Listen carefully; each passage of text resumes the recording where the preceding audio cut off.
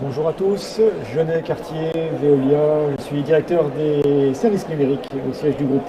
Je vais vous parler de ville intelligente et dans quelle mesure Veolia peut nous aider à rendre nos villes plus intelligentes. Dans un premier temps, qu'est-ce que c'est qu'une ville intelligente? On a connu la vie normale, on a connu la Smart City, celle qui est truffée de capteurs, mais on ne sait pas trop à quoi ils servent. On est maintenant un peu dans la Data City, celle où il y a plein de données, et encore une fois, on ne sait pas trop comment faire. Et de plus en plus, on s'oriente vers la Wikicity. Wikicity, c'est un peu comme Wikipédia, où c'est l'encyclopédia qui est faite par ses utilisateurs. La Wikicity, c'est la ville qui est faite et qui est animée par ses utilisateurs. Alors, qu'est-ce qui fait que les villes deviennent intelligentes aujourd'hui? 4 changements fondamentaux. Le premier qui est le changement autour de l'Internet des objets. Les portables en sont un bon exemple, mais tous les objets deviennent connectés. Tout ce qui est intelligence artificielle, on l'a vu l'an dernier avec le Go, où c'est la machine qui a battu l'homme. On l'a vu avec les plateformes de partage, que ce soit Airbnb, Uber ou autre Blablacar, où c'est l'utilisateur qui devient le centre de l'économie. Et la dernière chose, avec les robots. Toutes ces modifications technologiques convergent et ont des impacts très forts sur les villes et sur nos vies. Cette transformation digitale, on voit qu'elle a impacté d'abord les tourismes, les médias, et on voit que le secteur des utilités et du secteur public est celui qui est sans doute le dernier qui est impacté. Mais il le sera, sans aucun doute. Et c'est pas parce qu'aujourd'hui on a du mal à comprendre exactement en quoi le digital va changer les vies des services publics que ça ne va pas le faire. Si on se met dans les bottes d'un cavalier du 19e siècle, l'automobile ne servait à rien. Et pourtant, on a bien vu qu'aujourd'hui, c'est l'automobile qui est le futur et c'est plus du tout le cheval. Donc il faut changer de paradigme et changer la manière dont on analyse les données, on analyse les situations. Et puis quand on se place du point de vue de l'utilisateur, je reviens à la Wikicity, cette photo, elle était pour l'élection du pape Benoît 2005. Donc vous voyez, on est centré sur un personnage. Vous voyez un pauvre petit téléphone en bas à droite, là, un seul. Si on passe à l'élection du pape actuel, le pape François, vous voyez qu'on a complètement changé. On est vraiment centré sur le mobile, le portable, et chacun veut être témoin, chacun est un capteur. Et encore plus récent, l'élection présidentielle aux États-Unis, on voit que le centre de l'intérêt, c'est moi-même. Le mot-clé, c'est selfie, moi. Donc la Wikicity, c'est vraiment l'usager, le citoyen, au cœur de son univers. Et c'est lui qui donne les règles. Alors en quoi Veolia peut vous aider pour ça? Et en quoi Veolia peut aider les villes? Notre expérience en tant qu'opérateur de services publics aux 4 coins du monde, sur tous les continents, nous a permis de proposer une gamme de produits qu'on appelle Urban X. Et ces produits, concrètement, ils sont articulés autour des différents utilisateurs et des différents acteurs de la ville. Les premiers, sur la gauche, Urban Dynamics, où ça va être les techniciens qui vont être concernés, les opérateurs, ceux qui viennent gérer la ville. En bas, c'est plutôt les élus, les décideurs, ceux qui ont besoin de savoir ce qui se passe pour pouvoir prendre les décisions et pour pouvoir conduire les opérations dans le long terme. Et à droite, c'est l'ensemble des usagers, l'ensemble des citoyens et des habitants de la ville. Il s'agit de partager les informations entre ces différents acteurs et de faire en sorte que tout ça ait du sens. Alors, un premier zoom sur Urban Dynamics. De quoi s'agit-il? On est dans des villes qui sont de plus en plus complexes, avec des réglementations de plus en plus importantes, des exigences des utilisateurs qui sont de plus en plus fortes, et il faut être toujours plus performant. Comment on fait? Notre solution pour ça, c'est une plateforme d'intégration qui permet de rassembler les données qui proviennent des capteurs, ceux qui viennent du terrain, des techniciens, les hommes qui viennent gérer les services, qui proviennent des clients et avec les interactions qu'on a avec eux, et qui proviennent de l'ensemble des utilisateurs de la ville, que ce soit des flux Twitter, que ce soit du Facebook, ou après de l'open data avec la météo ou le trafic. Donc il s'agit de mélanger l'ensemble de ces données. Dans un premier niveau, de les visualiser ensemble, c'est plus compliqué qu'il n'y paraît. Il y a des notions de référencement de données qui sont extrêmement complexes derrière et qui a besoin d'industrialiser. Donc on visualise tout ça ensemble et déjà on comprend. Le deuxième niveau, c'est un niveau d'optimisation, d'amélioration du service. Là, ce dont il s'agit, c'est de changement des comportements, de conduite du changement chez les opérateurs. Parce qu'on sait très bien que mettre un logiciel, ça ne sert à rien s'il n'y a pas l'usage derrière, s'il n'y a pas l'accompagnement, s'il n'y a pas la conduite pour vaincre les réticences des utilisateurs. C'est indispensable. Et l'expérience que nous avons, nous, à la fois dans la mise en œuvre des services que nous gérons pour le compte des collectivités ou pour les services que nous gérons pour nous-mêmes, fait que nous sommes en mesure de vous accompagner sur la conduite du changement. Et la troisième couche, c'est la partie analyse des données, et en particulier analyse croisée des données. Quand il y a des gros volumes, par exemple à Shanghai, on a 1 million de compteurs, donc on est sur des gros volumes de données. On va avoir des données qui vont être complexes, qui vont être multiformes, qui vont être de différentes origines. Et c'est pas seulement, encore une fois, en mettant tout ensemble sur une carte qu'on arrive à comprendre. Il faut référencer les données et ensuite les analyser. Notre force, c'est qu'on a un outil qui nous permet de le faire de manière systématique sur l'ensemble des territoires, avec des vitesses de mise en place qui sont extrêmement rapides. On n'est pas sur des projets de 5 ans et à la fin on sort du tunnel. C'est des projets très rapides, de 6 mois à 1 an, qui permettent d'avoir de la performance. Quelques exemples, donc là on est sur le mélange des données qui proviennent à la fois des outils métiers ou qui proviennent des interactions avec les clients.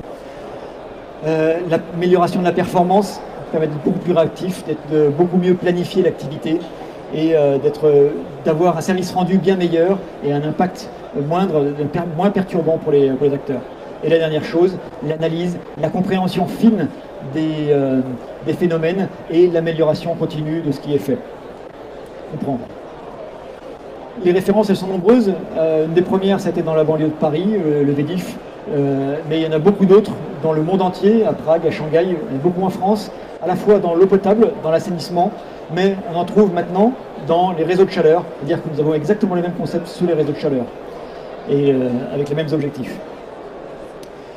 Donc voilà pour Urban Dynamics, où il s'agit d'apporter le meilleur de la disruption et des changements numériques dans l'opération au quotidien des services.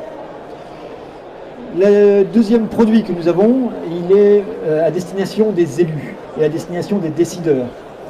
Concrètement, à écouter ce que les décideurs disent et ce que les élus nous disent, ils ont 4 sujets de préoccupation qui sont l'environnement, la sécurité, la propreté, la mobilité. Leurs préoccupations, c'est nos préoccupations en tant que citoyens, en tant qu'urbains, c'est les soucis qu'on gère au quotidien. Donc les tableaux de bord qu'on fait à destination des décideurs, ils sont faits pour être à la fois avec une vision technique, la performance du système à l'instant T, et en même temps avec une vision citoyenne, la vision des utilisateurs, une analyse du sentiment, une analyse du ressenti par Twitter, par Facebook ou par d'autres moyens de remontée de données. Donc à chaque fois, on vient connecter la technique, l'utilisateur, le citoyen, au service des décideurs. Et ces tableaux de bord, ils sont faits avec un niveau de profondeur plus ou moins grand selon le besoin qu'on a et selon la précision qu'on veut obtenir. Là encore, c'est des outils qui sont industrialisés, c'est-à-dire qu'il y a une base qui est standard et que c'est très facile de les déployer de manière rapide sur une ville, de façon à répondre rapidement à vos besoins. Voilà pour la partie donc, remontée des informations auprès des décideurs. La troisième partie, c'est l'implication des citoyens. Donc, comment on fait pour que les citoyens se sentent à l'aise dans leur ville? Ce qu'on voit, c'est que aujourd'hui, ce dont on se sert, c'est le téléphone mobile. C'est l'outil principal. Donc, en l'occurrence, ce qu'on fait, c'est une application. Une application qui est centrée sur l'utilisateur. C'est moi qui compte, il n'y a que moi qui compte. Le reste doit s'organiser autour de moi. Et en l'occurrence, on fait en sorte que toutes les informations qui peuvent m'intéresser viennent à moi. Que ce soit des événements, que ce soit des services, que ce soit ce qui se passe au niveau du transport, que ce soit des bonnes affaires, que ce soit le restaurant avec la fourchette.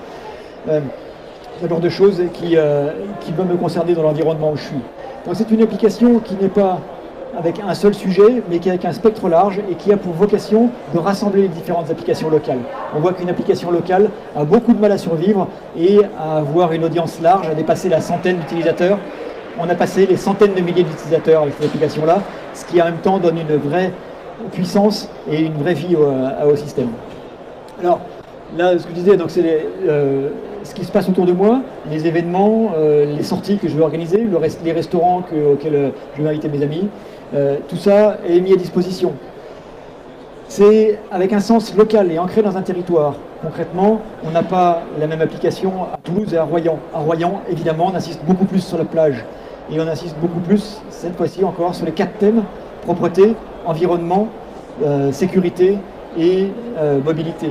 Donc on est sur une vraie logique et un vrai sens entre les indicateurs qu'on remonte pour les décideurs et ce qu'on vient collecter comme information auprès des différents utilisateurs.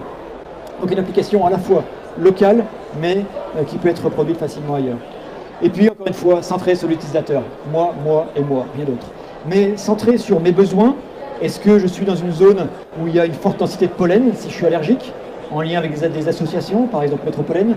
Est-ce que je suis prêt à venir apporter mes encombrants auprès des associations qui viennent les recycler, comme par exemple l'application faite par Ecoméry à Dunkerque et beaucoup d'autres endroits ailleurs? Est-ce que je suis prêt justement à m'investir dans la vie de mon quartier? Donc ça, c'est ma vie de citoyen. C'est possible d'y intégrer une dimension professionnelle avec mon lieu de travail ou une dimension personnelle avec mon domicile. Donc la possibilité là aussi d'avoir ces centres d'intérêt et une application qui, encore une fois, est industrielle, c'est-à-dire qu'elle peut être déployée facilement dans un laps de temps très court sur un territoire nouveau. Voilà pour la manière de capter les informations qui proviennent des citoyens. Donc on voit qu'il y a un vrai sens entre les éléments techniques, les services techniques d'une ville, qui sont son cœur, ses poumons, ses muscles, la manière dont la ville rend les services à ses habitants, la performance des infrastructures, les infrastructures qui sont au service des habitants et dont on a besoin de comprendre le niveau de performance, et en particulier les décideurs ont besoin de le comprendre, et enfin, des habitants qui sont investis dans leur ville et qui ont besoin de savoir ce qui se passe. Il y a une vraie logique entre ces 3 dimensions, et je vous invite à aller chercher les flyers qui sont sur le stand de Veolia, où vous aurez le détail là-dessus. Alors vous allez me dire, tout ça, comment ça s'intègre dans un territoire?